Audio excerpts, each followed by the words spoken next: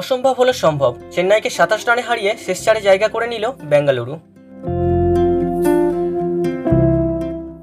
IPL শুরুর প্রথম ম্যাচে চেন্নাইয়ের কাছেই পরাজিত হয়েছিল বেঙ্গালুরু। দ্বিতীয় ম্যাচে পাঞ্জাবকে হারাতে পারলেও টানা 6 ম্যাচে পরাজিত হয়েছিলেন কোহলিরা। প্রথম 8 ম্যাচে একটি জয় পেয়ে পয়েন্ট টেবিলের সর্বনিম্নে ছিল আরসিবি। তারপর শুরু হয় চলচ্চিত্র।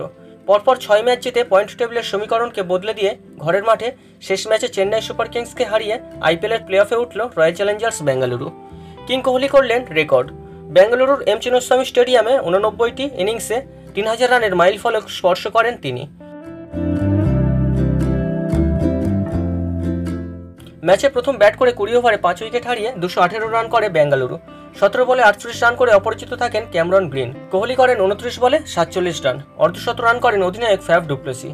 23 বলে 41 রানের ঝোড়ো ইনিংস খেলেন রজত পাটিদারও। প্লে অফে উঠতে হলে চেন্নাই সুপার কিংসকে 200 রানের মধ্যে আটকাতে হতো বেঙ্গালুরুকে। 219 রানের জবাবে ব্যাট করতে নেমে প্রথম বলে আউট হয়ে যান অধিনায়ক ঋতুরাজ গায়কোয়াড়। ড্যারেল মিচেল করেন 4 রান। স্বপ্নিল সিং ও ম্যাক্সওয়েল চেন্নাইয়ের ব্যাটসম্যানদের হাত খুলে খেলার সুযোগই দেননি। অর্ধশত রান করেন নিউজিল্যান্ডের ব্যাটসম্যান রচিন রবীন্দ্র। 61 রানের মাথায় রান আউট হয়ে যান রচিন। শিবম দুবে করেন 15 বলে 7 রান। প্লে অফে উঠতে হলে 24 বলে 63 রান করতে হতো চেন্নাইকে। শেষ ওভারে দরকার ছিল 17 রান। ব্যাটে ছিলেন রবীন্দ্র জাদেজা এবং মহেন্দ্র সিং ধোনি। বল করছিলেন ইয়াস দয়াল। প্রথম বলে ধোনি 6 মারলেও পরের বলে ধোনিকে আউট করে দেন দয়াল। 13 বলে 25 রান করে আউট হন ধোনি। শেষ 4 বলে দরকার ছিল 11 রান 200 রানের গন্ডি পেরিয়ে প্লে অফে যাওয়ার জন্য। সেটা করতে দেননি দয়াল।